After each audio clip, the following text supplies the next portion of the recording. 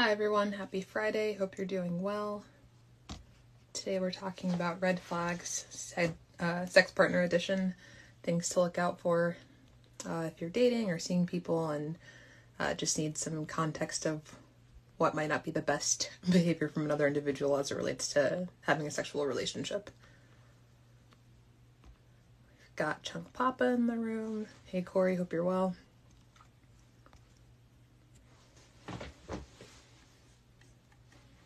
We'll get our fellow people on stage and then get started. I hope everyone's staying hydrated. It's so hot outside.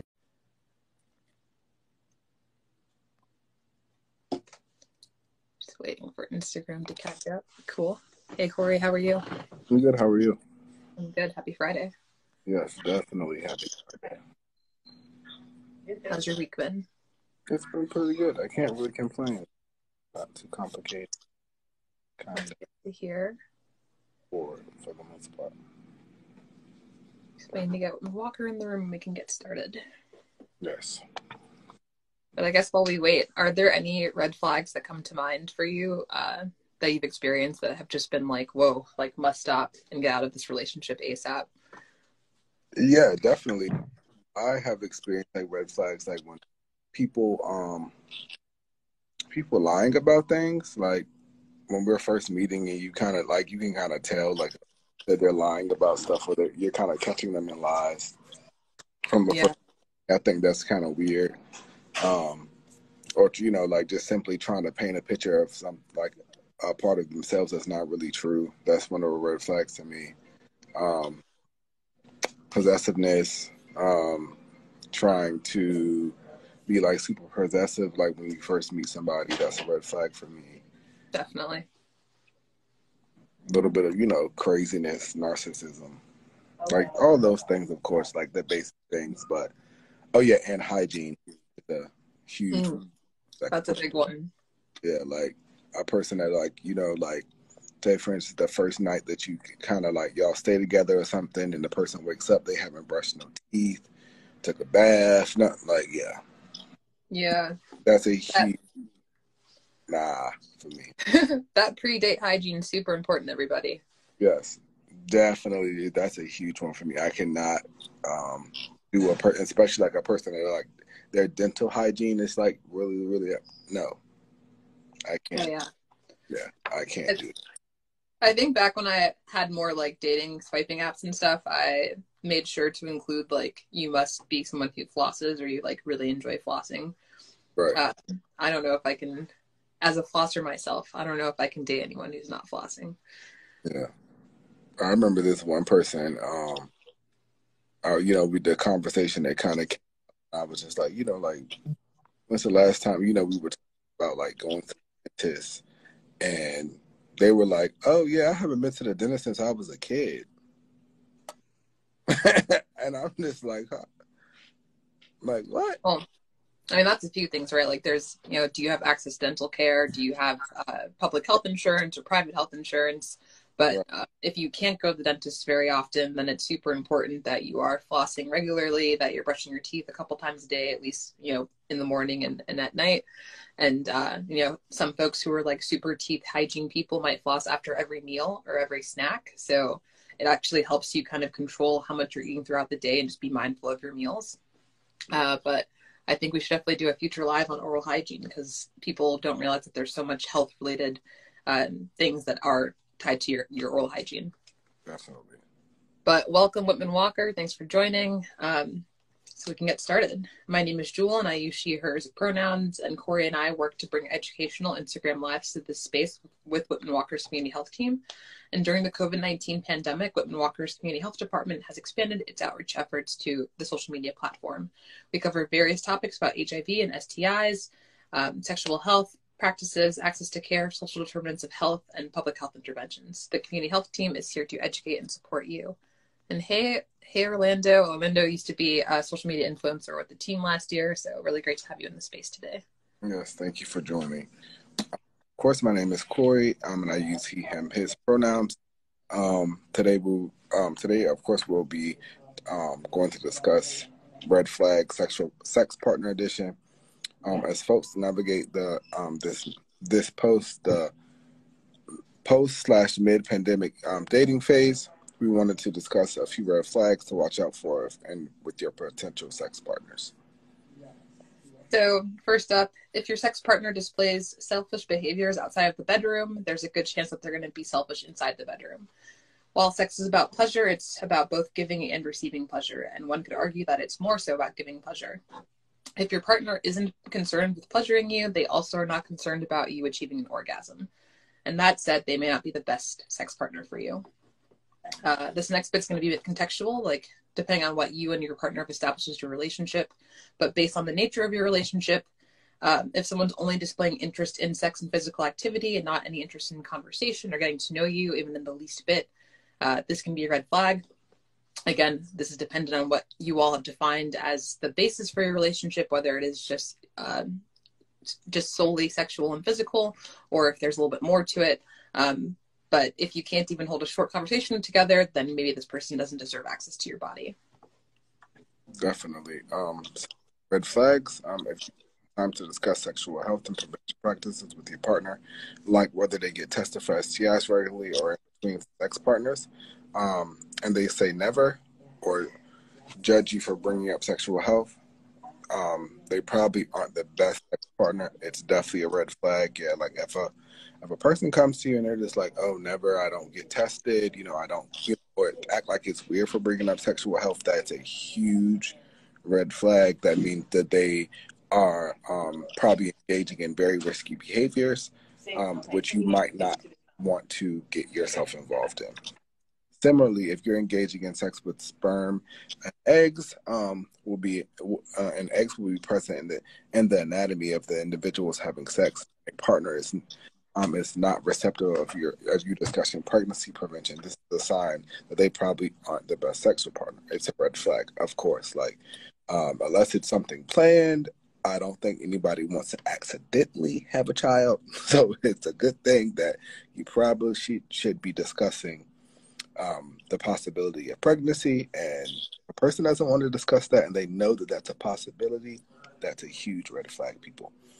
If you're expressing sexual acts that you're not comfortable with doing or things you don't want to explore, your partner is choosing not to hear you and go against what you are consenting to do, this is a red flag and a sign that this sex partner probably isn't best for you. Of course, if it's something you're uncomfortable with, who wants to do it? Not a huge thing. Yeah. Now I'll talk a little about honoring your body. So engaging in sex is a very intimate act and puts both parties or all parties involved in some state of vulnerability. But it's also about how safe you feel with your partner. The safer you feel physically, mentally, and emotionally, the better the sexual experience can be. So ask yourself questions like, does this person understand that you've granted them some temporary and intimate access to your body?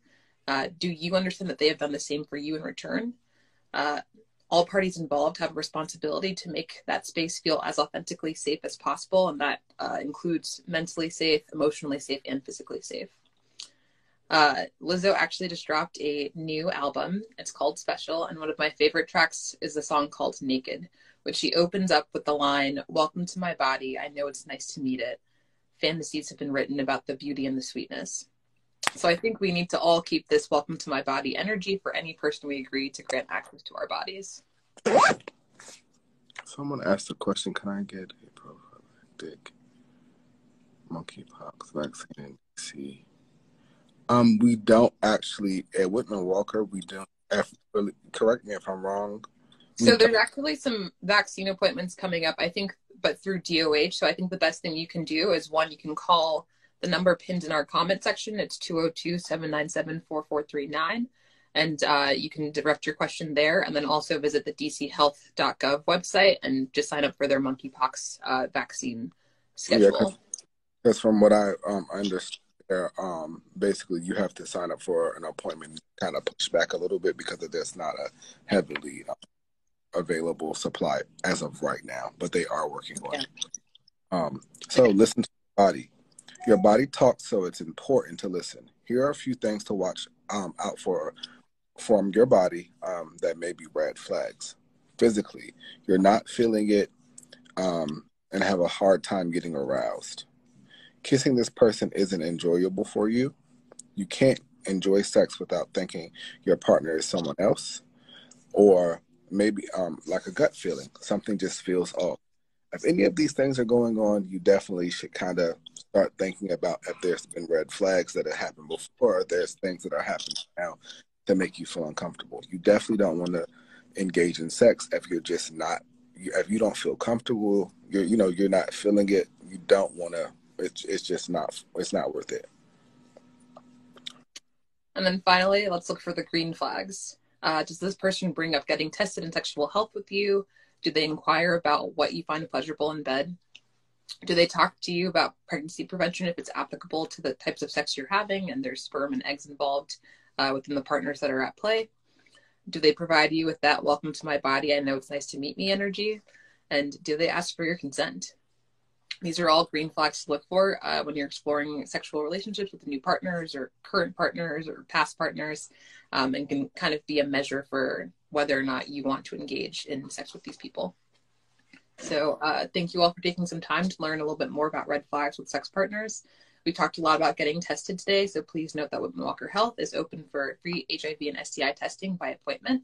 And you can call 202-797-4439 to make or schedule that HIV and STI testing appointment. Yes, of course, but before we go, we want to give you a few reminders about COVID-19 and the vaccines. Already gotten vaccinated, congratulations. You've taken a very important step to preventing yourself, your loved ones, and your communities from illness. Multiple variants, of course, are soaring across the world, and it's totally understandable why you might want to keep you wearing your mask. The vaccine isn't 100% effective. More contagious variants are spreading, and there are very few protocols in place to actually verify if someone around you has been vaccinated. Oh, okay. Keep on staying alert. If you haven't been vaccinated and you're looking for an appointment, Whitman-Walker Health has the COVID-19 vaccine available. Please reach out to us at 202-207-2480 to make an appointment. If you're having trouble making an appointment with us for DC residents, you can find more information on COVID-19 vaccine walk-up locations and eligibility at vaccinate.dc.gov or by calling 1-855-636-0333.